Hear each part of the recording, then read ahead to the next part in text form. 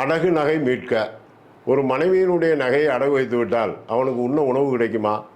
மனைவியுடன் நிம்மதியாக வாழ முடியுமா? கணவன் மனைவியை மதிப்பாளா? மாமனார் மருமகனை மதிப்பானா? மாமியால் மருமகனை மதிப்பாளா? இதுவே கேள்வி. ஏனால் தாயும் தகப்பனும் இதற்கு உடந்தை.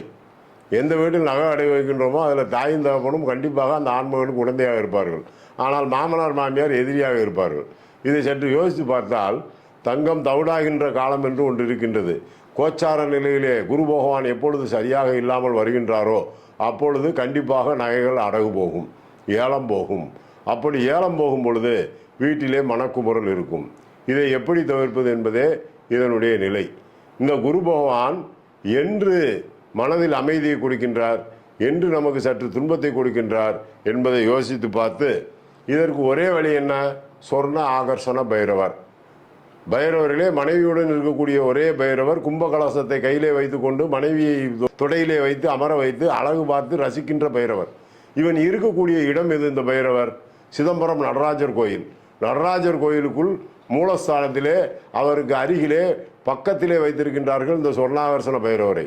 இந்த சொர்ணாகர்ஷண பைரவர் தங்கத்தை அள்ளி கொடுக்கக்கூடிய பைரவர்.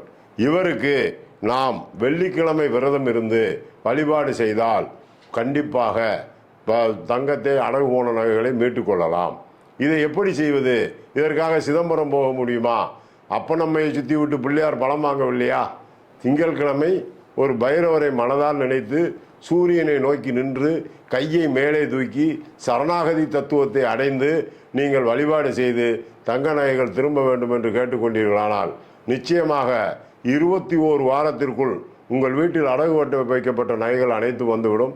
அப்படி கிடைக்கவிட்டால் சொர்ணாகர்ஷண பைரவருடைய படத்தை கடையிலே வாங்கி வீட்டிலே நெய் தீபம் ஏற்றி அதன் முன்னால் ஒரு சின்ன வெள்ளி கத்தி வைத்து அதில் மாதுளம்பழத்தை கட் செய்து அதை வைத்து வழிபாடு செய்து நீங்கள் சாப்பிட்டு வந்தீர்களானால் எவ்வளவு தங்கமாக இருந்தாலும் சரி, கோடி கோடியாக அடகு வைத்திருந்தாலும் கண்டிப்பாக மீட்டு விடுவீர்கள் என்பதை தெரிந்து கொள்ளுங்கள். நன்றி.